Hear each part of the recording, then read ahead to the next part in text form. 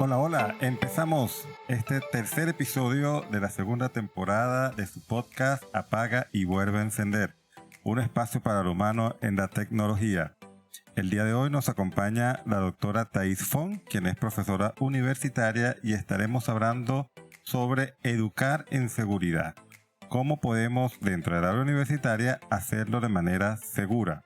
Doctora Thais, bienvenida. Muchas gracias por el espacio y por acompañarnos. Quisiera empezar, un poco con su trayectoria. ¿Cuántos años tiene dando clase? Muy buenas tardes, muchísimas gracias José Luis, muchísimas gracias al grupo por la invitación.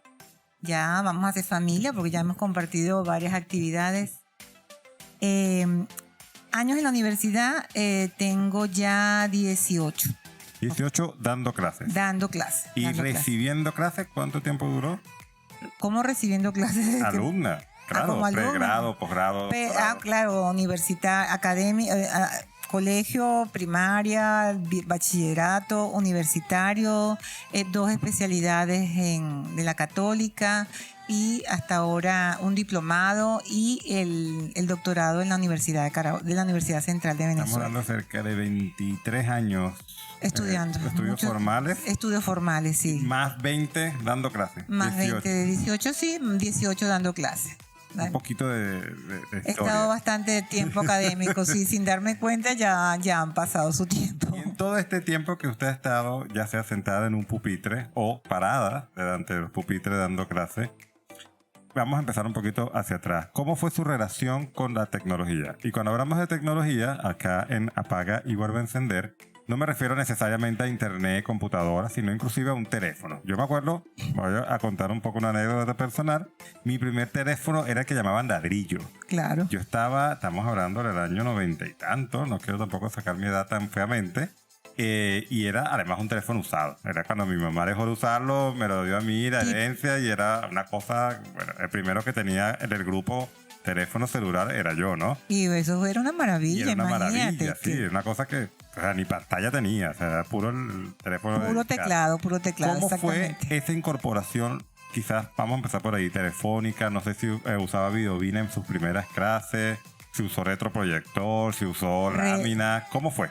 Bueno, estudiando usé mucho retroproyector como estudiante. Retroproyector, usé láminas. Luego, por supuesto, los avances de la tecnología comenzamos a incorporar como estudiante la computadora, tanto a nivel de estudiante como ya profesional, también como abogado.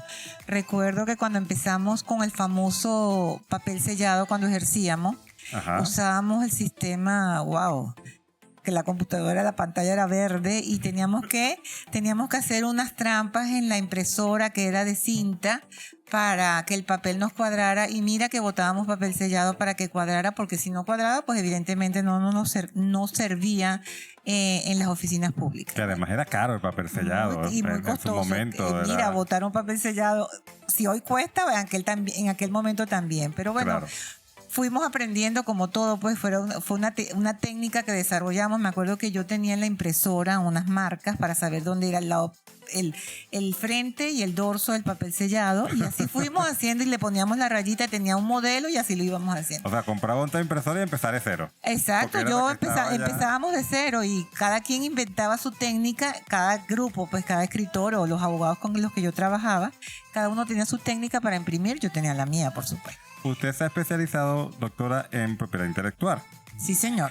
En aquella época que empezamos a hablar de la retroproyector, de aquellas primeras guías, seguramente la fotocopia, ¿cómo era más o menos el tema con el tema de propiedad intelectual, los derechos de autor? Porque yo me acuerdo en mi época había una fotocopiadora en ese momento que tenía las láminas de la profesora.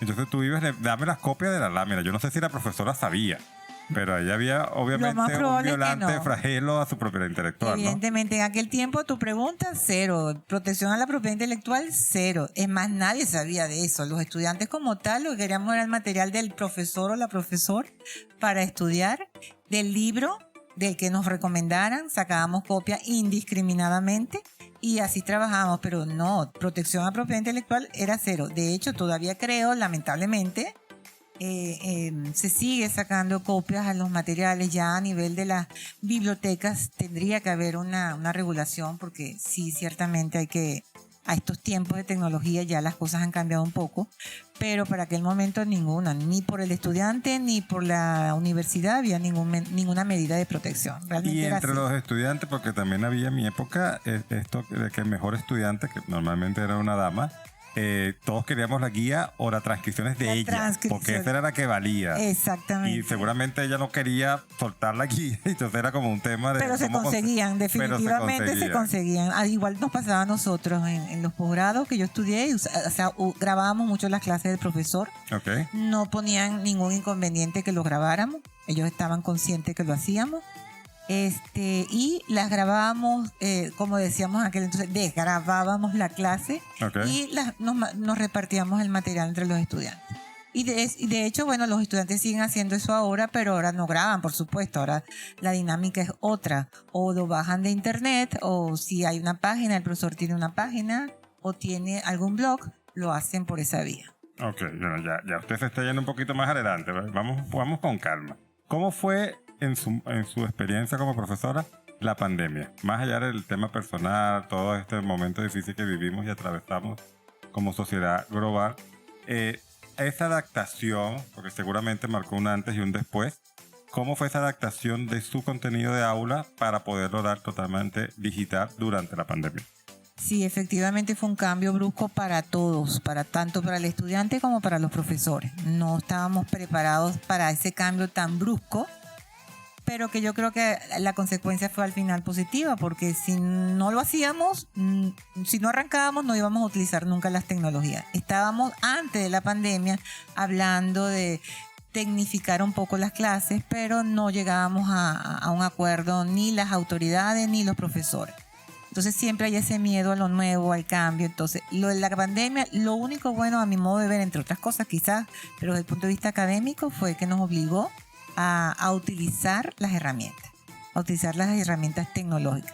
De hecho, no te comenté que uno de los estudios que yo hice, no durante la pandemia, sino durante aquellos apagones que tuvimos, que estaban regularizados. Que fue como un año antes de la pandemia. Algo así, o dos, algo así.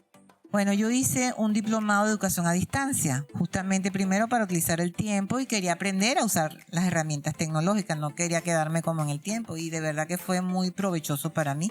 De hecho, hacerlo me ayudó mucho durante el tiempo de la pandemia, porque, entre comillas, puedo decir que estaba ya preparada para realizar el material, porque durante ese diplomado vimos varias técnicas, nos enseñaron a usar todo lo que es las plataformas, pero como no lo pone uno en prácticas, lo va olvidando. Entonces eso me obligó a refrescar todo ese material y todas esas técnicas. Pero es interesante, esa anécdota está muy interesante, porque en Venezuela tenemos una larga tradición de educación a distancia a través de la Universidad Nacional Abierta. Ciertamente. Que inclusive ganó premios en su momento como proyecto, porque permitía a personas que no podían acceder a la educación formal igual formarse. Pero obviamente sabemos que la educación que se daba en la Universidad Nacional Abierta no era, a pesar de que era a distancia, no era para nada tecnificada. En absoluto. Era una cosa como, yo creo que en un principio hasta por correspondencia, ¿no? Que sí, uno comenzó así, de hecho comenzó así, ¿no? Exactamente.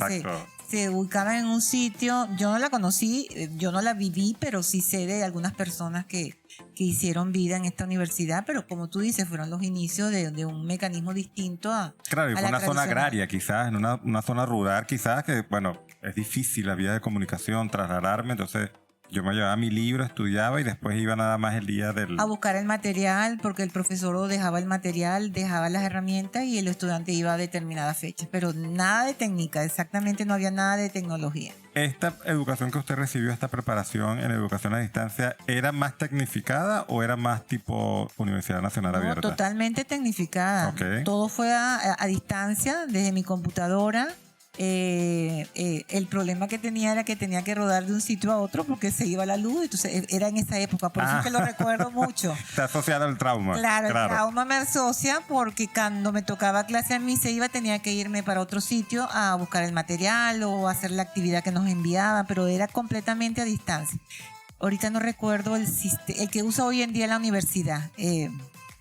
Pero buenísimo porque lo vivió también como estudiante. Claro. Entonces pudo saber en carne propia lo que vive un estudiante en esa angustia. Se me va la luz, se me va el internet. Exactamente. De hecho, otra anécdota de un curso que hice a distancia de propiedad intelectual fue que tomé mis clases, hice todo el material y la evaluación era un examen, una hora determinada de un día determinado. Ellos te fijan la fecha, te fijan el día y en cualquier hora de ese día, una vez que tú abres, te conectas, pues ya comenzaste tu examen.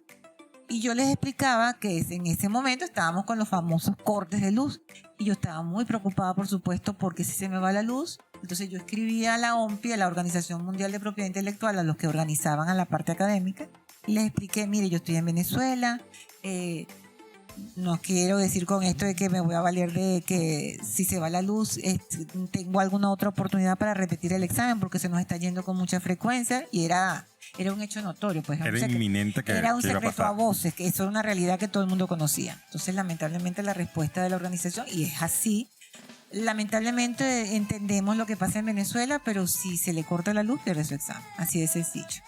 Y yo, bueno, lo que hice fue encomendarme a Dios. Terrorífica la respuesta un poco. Terrorífica, pero tenía sentido, porque entonces eso se puede prestar a que yo diga, ay, se me fue la luz, y entonces yo entiendo. Claro.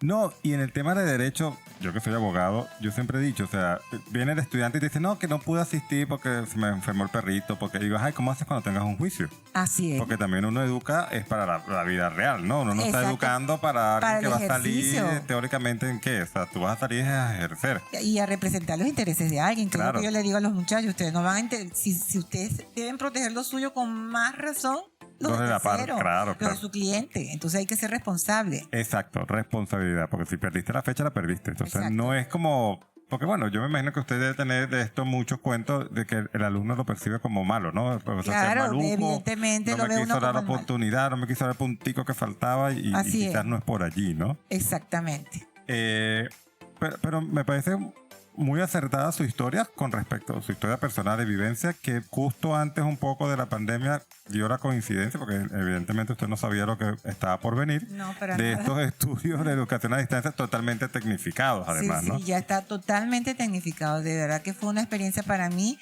muy enriquecedora, porque aprendí muchísimo.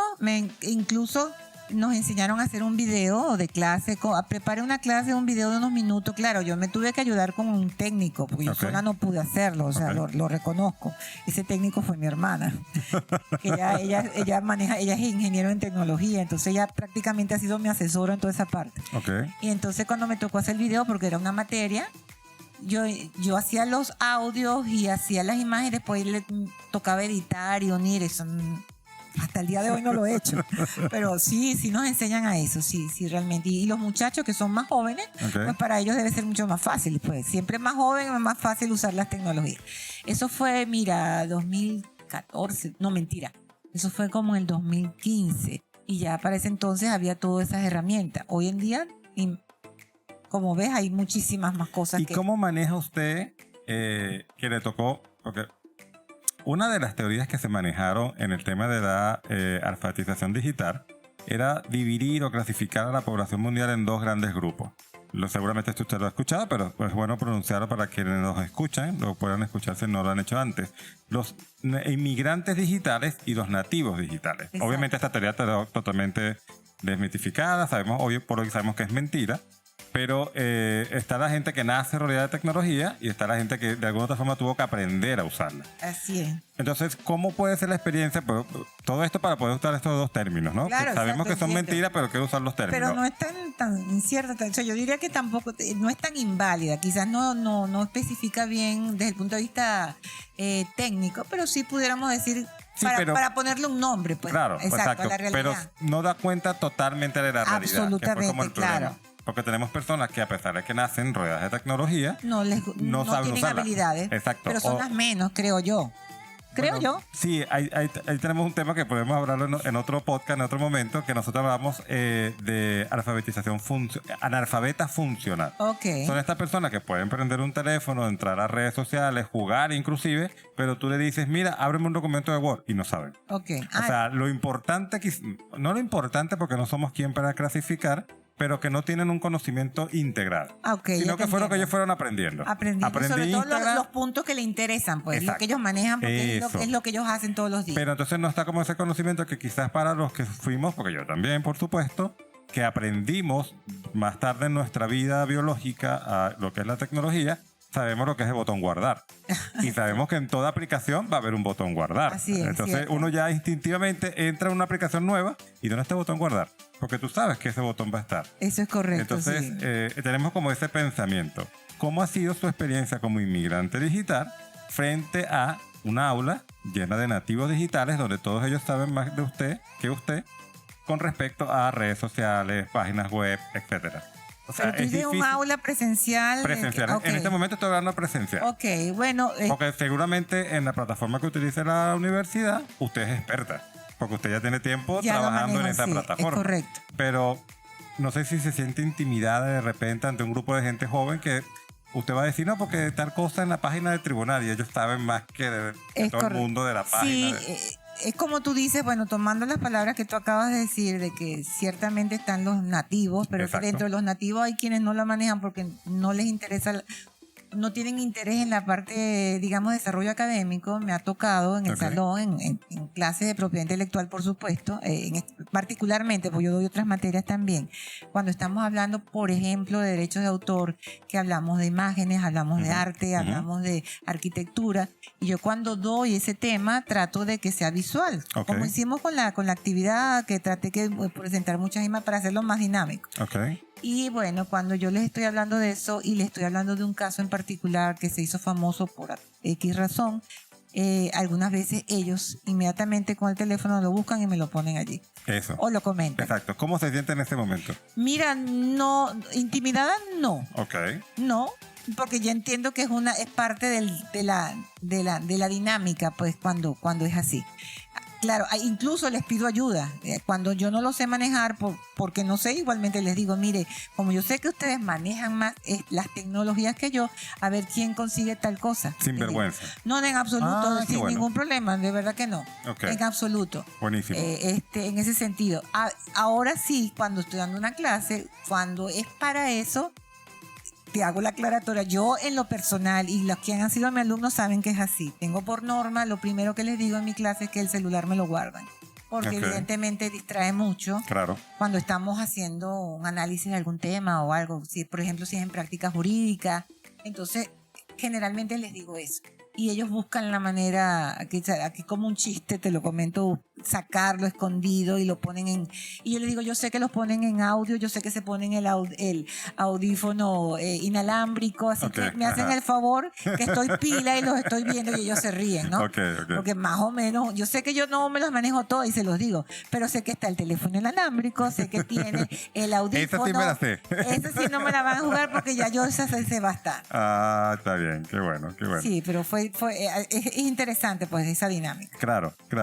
Y y nadie se la sabe toda, ¿no? Entonces absoluto. hay que partir de esa honestidad. O sea, yo ignoro algunas cosas como ustedes ignorarán otras cosas que quizás yo sí me sé. Así ¿no? es. Ya pasamos un poco por el tema pandemia, post-pandemia.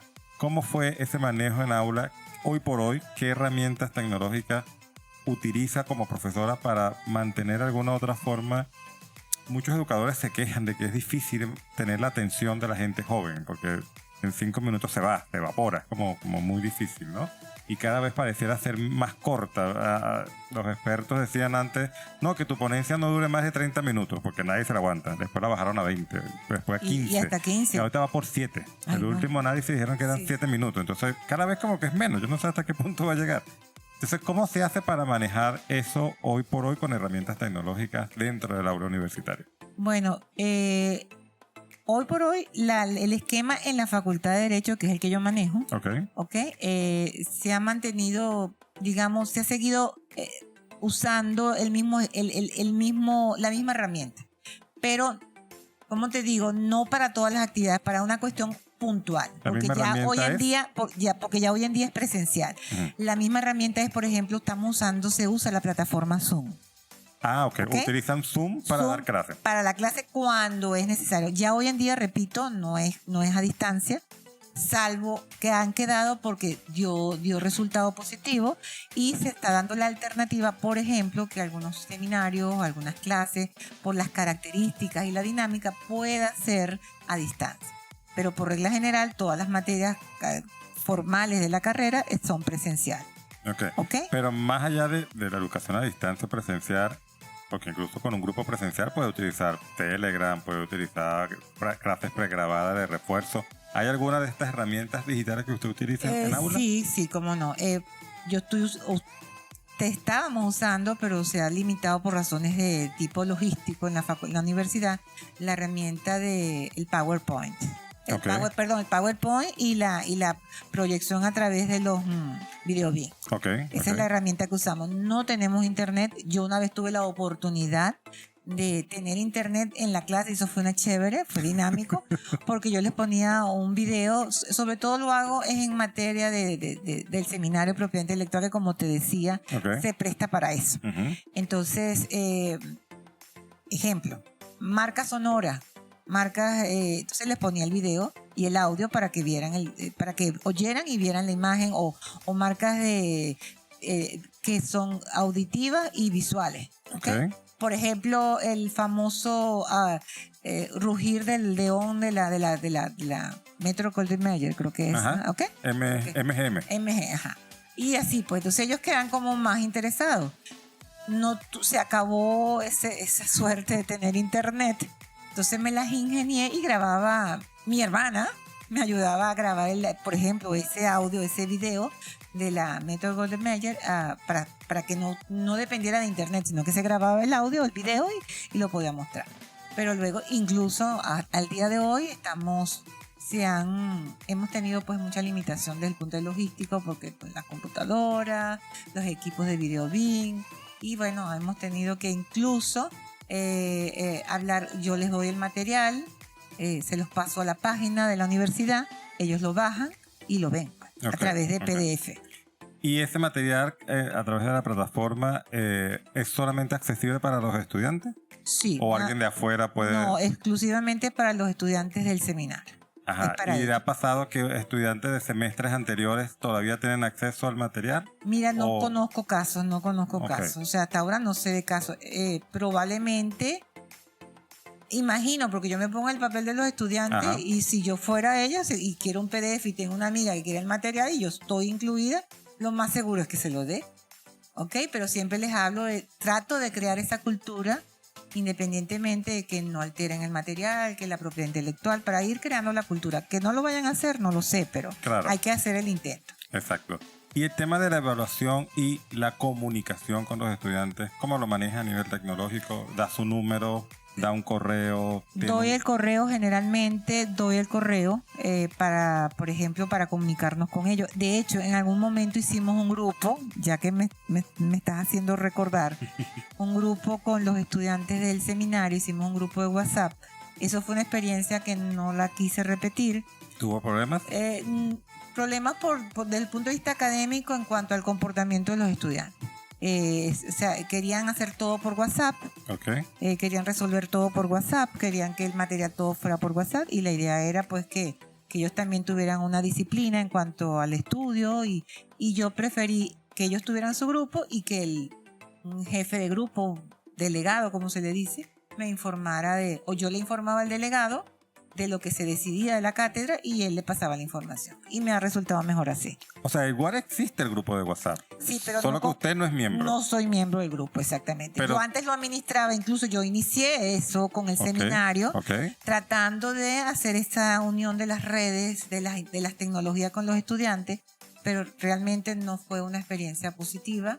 No sé si al día de hoy, cambiando la dinámica, no lo sé, pero no lo he vuelto a poner en práctica. Pero está consciente de que igual hay un grupo de WhatsApp, lo manejan ellos. Claro, yo me comunico, como te digo, con el delegado y le digo la información. Por ejemplo, hoy sí vamos a tener clases. Y él la baja al grupo. Él la baja al grupo o baja el audio que yo les mande. En fin.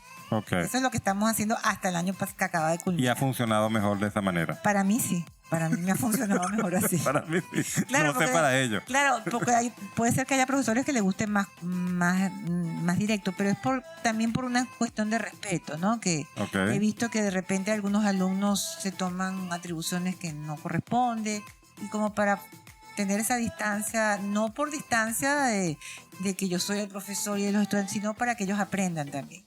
Porque también esta informalidad que de alguna manera ha habido en el aula, ha habido, yo lo veo así, pues yo lo intuyo así, ha habido esa falta de respeto al profesor, no por profesor como tal, sino como que se diluye la figura de profesor. Entonces hay como un tú a tú y creo que hay que mantener para todo, o sea, desde el punto de vista académico hay que mantener esa ubicación de cada uno, tanto de un lado como de otro, por supuesto. Claro. Evidentemente, asumir la educación hoy por hoy no es una tarea solitaria. O sea, usted da clases junto con otros profesores. En ese compartir entre profesores, haya habido grupos de WhatsApp, hay gente que les hackean el WhatsApp. ¿Cómo ha sido tu experiencia tecnológica ahora? Porque también durante la pandemia, me imagino, dependían entre profesores, esa comunicación entre profesores, entre colegas, dependía también, obviamente, de los medios tecnológicos, porque estábamos todos encerrados en nuestra casa. ¿Cómo fue esa experiencia? Bueno, fíjate que yo pensaba que no tenía ninguna historia, ahora tú me estás haciendo recordar todo. Yo soy la jefe de departamento de una cátedra. Ok. ¿Cuántos profesores tiene esa cátedra? Esa cátedra tiene, al día de hoy, creo que 8, éramos más, pero se retiraron a raíz de la pandemia, éramos 15 o 10, y ahorita quedábamos 8 o 9, creo. Sí. No sé al día de hoy cuando iniciemos clase. Claro, un número aproximado. Sí, porque generalmente salen, entran, etcétera. Y bueno, en época de la pandemia, las autoridades nos mandaron pues que cada jefe de departamento reuniera a su grupo de profesores a través del WhatsApp o alguna herramienta.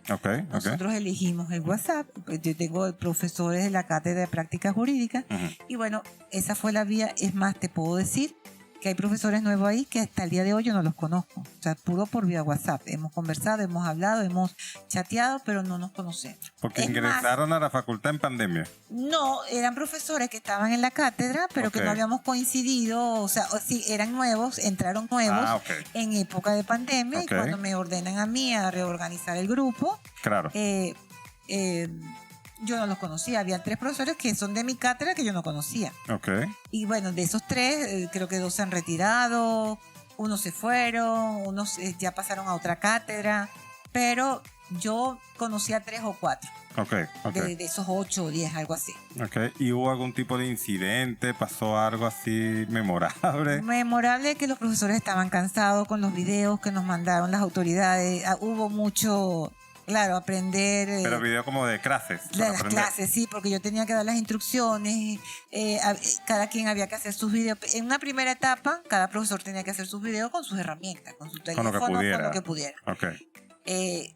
Esa primera etapa, ese primer año fue muy complicado, porque había profesores que no sabían, por supuesto, y les costó, y de hecho por eso se retiraron incluso, porque no iban a grabar clases. Ellos lo dijeron claramente... No lo voy a hacer porque no me gusta esto, no lo sé utilizar, etc. Otros hicieron el esfuerzo. Que además puede afectar emocionalmente a una persona, porque enfrentarte a la ignorancia no es fácil. Claro, o sea, no tú es fácil. te puedes sentir como que, mira... Te sientes cohibido, porque es así. Y invalidado. Exacto. O sea, yo creo que sobre todo si vienes dentro de tu grupo, de profesores, claro, iguales, de colegas que te vienen respetando, tienes 10 años dando clases y de repente no puedes. Eso es algo que emocionalmente te afecta. Eso afecta, claro que sí. Por eso te decía al inicio que a mí me ayudó mucho mi curso.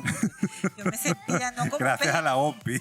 No como pez en el agua, pero sí me sentía cómoda. Claro, entonces por lo menos. No me sentía nueva en el ámbito, pero sí sabía que profesores estaban pasándola mal porque no sabían. Claro. Otra cosa, no tenían las herramientas, no tenían la disponibilidad.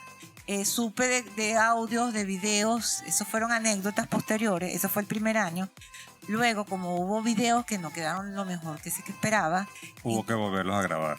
Sí, los alumnos se quejaron, dice, se oía todo el mundo, un niñito llorando, no había un espacio, eso estaba oscuro, no se veía el profesor o el profesor no. Entonces, claro, hubo esas reclamaciones. Y entonces, en la segunda etapa de la pandemia, ya en el segundo año, las autoridades habilitaron un espacio en la facultad para que los profesores fueran a grabar. O sea, claro, como una ayuda. Era como una ayuda, pero igual implicaba moverte, que quizás no todo el mundo tenía. Igual tampoco resultó, muy pocos se movieron, la mayoría ya había aprendido un poco, insistieron a hacerlo. Okay. Ya también las autoridades solicitaron que usáramos una plantilla que se identificara la Facultad de Derecho para que hubiera uniformidad en los videos. Algo más formal. Más formal, porque cada quien hacía su video como podía y bueno, se hizo lo que se pudo, pues fue una primera época. Es que fue una realidad que nos vino todo como de sorpresa. De golpe, de hecho, está la anécdota jocosa, graciosa, creo que fue un diputado en Uruguay que estaba en una sesión por Zoom de algo de una ley o un juicio, no sé. Y él juraba que la cámara estaba apagada. Ay, eso pasaba Me imagino. Y entonces resulta que la esposa de este funcionario se había sometido a una operación estética de aumento de mama. Y Dios. En medio del video, él mutea el micrófono, porque él cree que pero la cámara sigue grabando prendida. Y le dice a la esposa que mira, vamos a ver, pues. Y la esposa enseña aquello y queda grabado. Claro. Y creo que estaba siendo transmitido en vivo, además, ¿no? Sí, es que hay muchas anécdotas de eso. Hay muchas anécdotas de eso. Entonces, a todos nos tocó. Pues, exactamente. No es criticar, sino sencillamente quizás aprender de eso. Incluso las autoridades también, me imagino, bueno, habilitan el espacio, pero miran, tampoco sirve. Claro. Porque ¿cómo hace la gente para moverse? Había un técnico que te apoyaba, te colocaba el profesor que no sabía. Para esos casos lo hicieron más que todo para que los ayudara a elegir, pero te sentías primero a una hora determinada, tengo que ir a tal parte, iba y estaba ocupada la sala, o sea, no era fácil, pues no resultó fácil. Bueno, fíjate, exacto, voy a ir a la sala ocupada, hay una cola. Y tengo una hora tengo que devolverme. Distancia social. Entonces. Exactamente, o sea, o sea, se trató de resolver, no fue la solución, ayudó, pero no resolvió. Claro. Definitivamente fue así. Les recuerdo a todos los que nos están escuchando, apaga y vuelve a encender el espacio humano dentro de la tecnología, que este espacio es patrocinado por el Centro Latinoamericano de Investigaciones sobre Internet, cuya página web es crisi.org y en redes sociales lo consiguen como Cris Internet, C-L-I-S, Cris Internet. Y a nosotros nos consiguen como Apaga y Vuelve a Encender en todas las redes sociales y en todas las plataformas de podcast. El día de hoy nos está acompañando la doctora Thais Fong, quien es profesora universitaria, y estamos en el episodio 3 titulado Educando en Seguridad.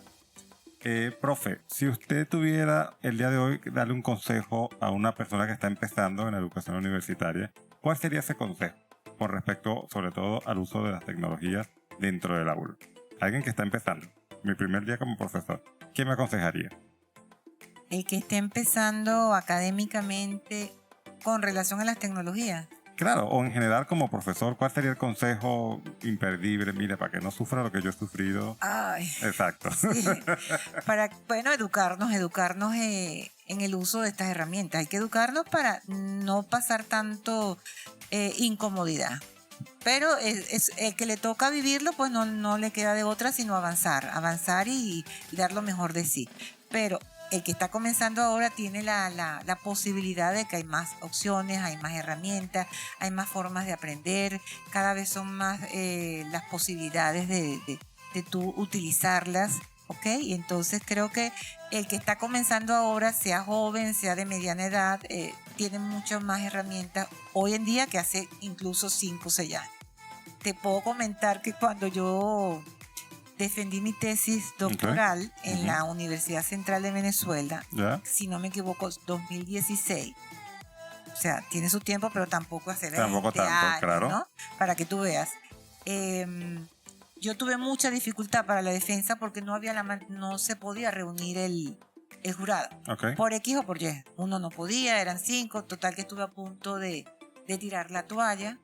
Y gracias a Dios, una de las profesoras que fue designada jurado me ayudó muchísimo, me apoyó muchísimo, yo sin conocerla, porque el jurado de la defensa lo eligen al azar. Okay. La profesora Candelaria, lamentablemente hoy fallecida.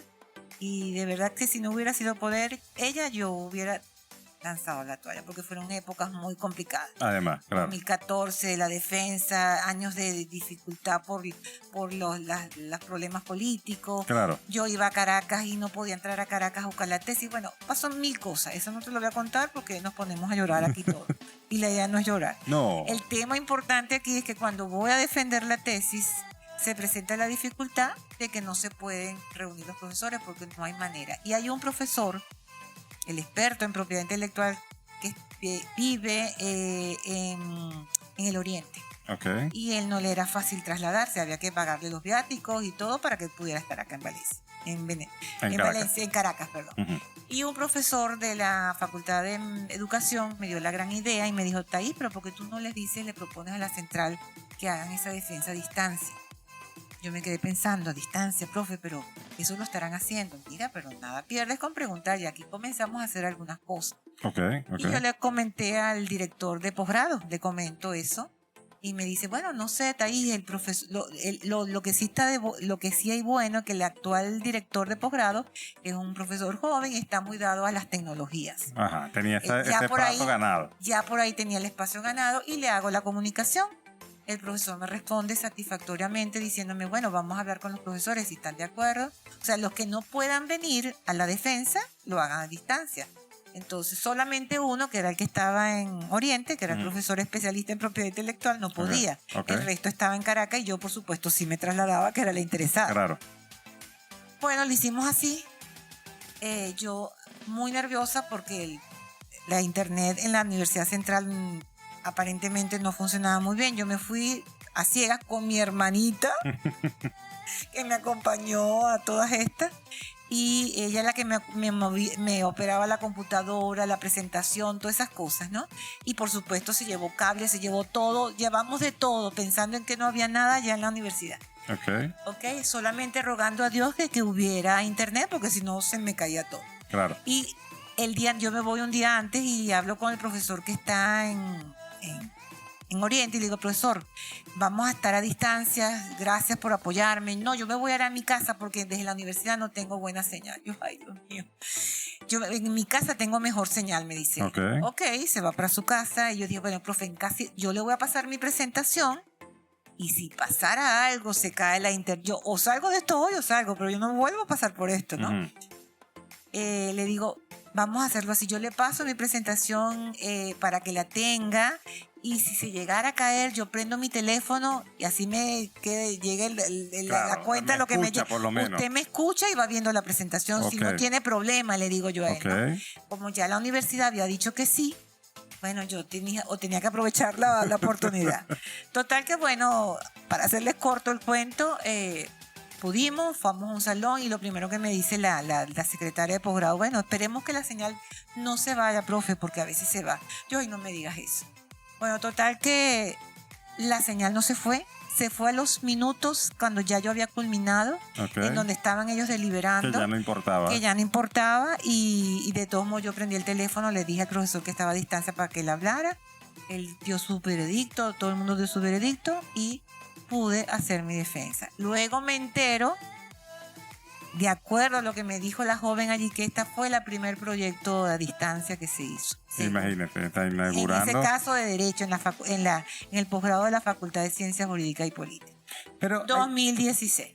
Y hay algo interesante igual, fíjese, el director de posgrado es joven y entonces usted tenía un terreno ganado. Sí. Nosotros que no somos tan jóvenes, ¿usted cree que es difícil que los profesores que ya tienen más tiempo sean abiertos con el uso de la tecnología? ¿Son más reacios? Si han tenido ya contacto, como nos ha tocado a todos ahorita, pienso que no tanto hoy en día. Ahora, si son aquellas personas que están cerradas al cambio, evidentemente no les va a gustar. Es más un tema de ignorancia por parte del profesor, creo. Por miedo al cambio. Sí, hay profesores todavía, yo lo veo en la facultad, hay profesores que no lo aceptan y no lo aceptan. Y no hay manera. Pues hay que respetarles eso. Pero si ese profesor que yo sé que hoy en día está en la facultad, tú le propones hacerlo a distancia, te va a decir que no. Yo no, al contrario, vamos a hacerlo porque primero yo sé lo que es eso, lo viví en carne propia. Claro. Y sé que es una herramienta que es factible, pues ayuda mucho, da posibilidades de solucionar.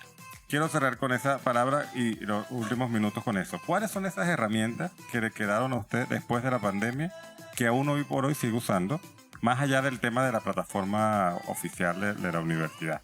Es decir, o sea, después de la pandemia algo cambió, obviamente, en su manera de dar clases. ¿Cuáles son esas herramientas que siguen estando allí presentes? Las que normalmente uso... pero algo que sea novedoso. Bueno, no de toda la vida. No, claro, yo me he ido integrando a las herramientas, por ejemplo, el pajarito, que le cambiaron el nombre, la hora la X, Instagram. El logo oficial. El logo que es ahora una X, Twitter, que ahora no es Twitter, sino es una X. Ahora es. Ajá, Instagram. Okay. He usado las herramientas que es también para profesionales, se me fue el nombre. LinkedIn. Okay. O sea, estoy integrando. Redes sociales, estoy usando más las redes sociales. ¿El material que usted desarrolla para sus clases, alguno lo tiene público, accesible en internet, YouTube? No, en YouTube no. Hicimos videos, los videos de la universidad están en YouTube, todos están en YouTube. ¿Disponible para cualquiera? Ya después que se termina el año están disponibles para la universidad, lo ha hecho público. Buenísimo. O sea, eso a través de la academia, no privado. Yo no los puedo porque yo estoy dando clases a través de la Universidad de Carabobo. Pero sí tiene el canal de la Universidad de Carabobo lo tiene público. O sea que tú entras a la facultad, al canal de la universidad, lo puedes ver. Exacto. Está público en ese sentido. ¿Y le parece que está de acuerdo con esa política, ya que no depende de usted? No, claro que sí, yo creo que sí. Mientras la gente aprenda más, yo creo que es mejor. Yo estoy abierta a eso. O sea, a mí no me importa que copien, que vean, que reconozcan la autoría. Bueno, ya queda de cada quien. Claro. Yo creo que eso es una cultura personal y que tenemos que instar a que aprendamos, sí. Claro. Tenemos que instar a hacerlo, sí. Pero yo creo que hay que... La Creative Commons, yo estoy de acuerdo con eso, hay que abrir la enseñanza, el conocimiento, hay que abrirlo, hay que la gente sepa, pues. Yo creo que mientras más sepamos es mejor. Aportando un poco, ¿qué nos faltaría, sobre todo a la universidad, agregar que todavía no ha hecho? Más allá de los temas económicos, de los temas que hay pendientes, que quizás te escapan incluso a las autoridades universitarias, pero dentro de lo que puedan hacer estas autoridades, hoy por hoy, ¿qué le faltaría agregar? Logística para que los profesores nos guste más, a los profesores les guste más las herramientas, los involucren más en las herramientas tecnológicas. Una enseñanza, no dejarlos así a la deriva. De repente, si tuviéramos una preparación, si se hiciera una preparación pedagógica para profesores, que se iba a hacer, pero temas de... Claro. No sé, pero sí creo que hay que insistir en ello. De hecho, la facultad cambió. La facultad, me refiero como institución, cambió. Okay. De estar cerrada las herramientas, porque te lo digo, yo lo viví. Yo le hice una propuesta a la autoridad en un momento dado con mi curso de diplomado a distancia como trabajo y me dijo que no. Okay. Hoy en día está completamente, es otra cara. Okay. Y aprendieron. Aprendieron. O sea, y eso es a consecuencia que fue de la pandemia porque nos tuvimos que ver obligados a utilizar. Si hubiera sido como lo hacíamos, como yo lo estaba proponiendo, quizás nunca al día de hoy estuviéramos hablando de la posibilidad de tener una página, un aula virtual en la facultad. Pero se abrió. Entre el sistema 100% presencial, el sistema 100% a distancia, online, y el sistema mixto, ¿cuál crees que es la mejor opción? El mixto. Creo que las dos herramientas son necesarias. Al día de hoy son complementarias. Al día de hoy son complementarias. Es muy importante ver al estudiante en vivo. A mí me suena muy cansón dar una clase porque lo hice. Hablar sola con un poco de cámaras ahí que estaban cerradas, que ni sé si están ahí. ¿Ok? Pero no es lo mismo ver al estudiante, ver la cara, que si la arruga, que si pone una duda. Eso no tiene precio. Pero es una herramienta en un momento dado que te puede ayudar pues a terminar unos estudios, a complementar algo. Indudablemente es una gran ayuda. El lema de este podcast es Apaga y vuelve a encender, nuestro nombre, y un espacio para el humano en la tecnología. Y quiero cerrar con esta frase porque me gustó mucho ese pensamiento que nos compartió. Un actor ganador de Oscar británico que le tocó actuar en una película de ciencia ficción. Y en estas películas, como tienen tantos efectos especiales, hay escenas que son con lo que llaman pantalla verde. Es una pantalla verde atrás y está el actor solo, porque después hacen montajes. Y bueno, tú ves a la persona volando, pero obviamente eso no pasó, sino que fue un efecto especial. Este actor que tiene toda su vida, ganador de Oscar, no sé qué, empezó a llorar.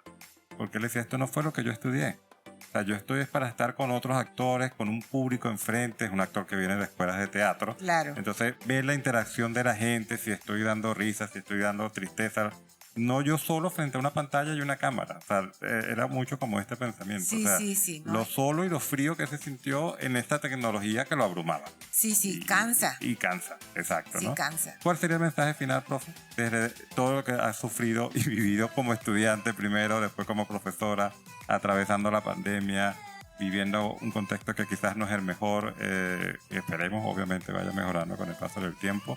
¿Cuál sería el mensaje final para las personas que nos están escuchando?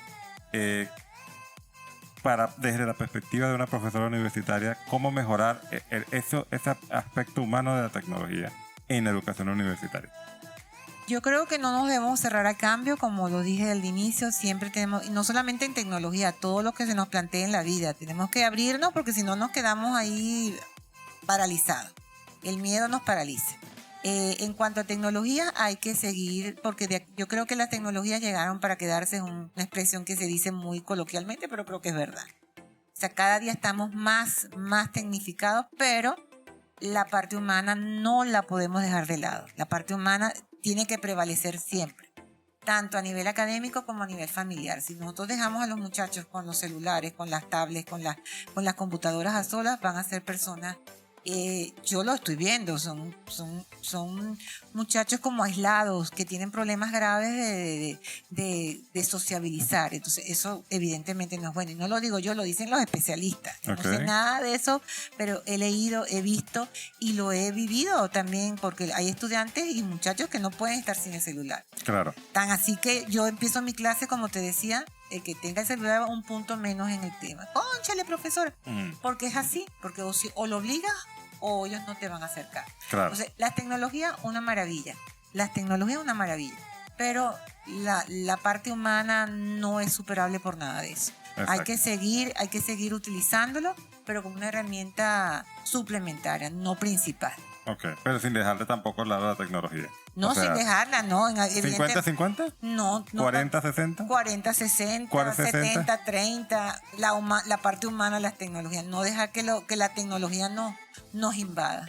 Creo que no es lo sano. No es lo sano. Bueno, ese fue el mensaje final de la doctora Taifón. Doctora, muchas gracias por su compañía. Gracias a ustedes nuevamente por la invitación y mucho éxito. Nos seguimos escuchando en el siguiente episodio. Muchas gracias por escucharnos.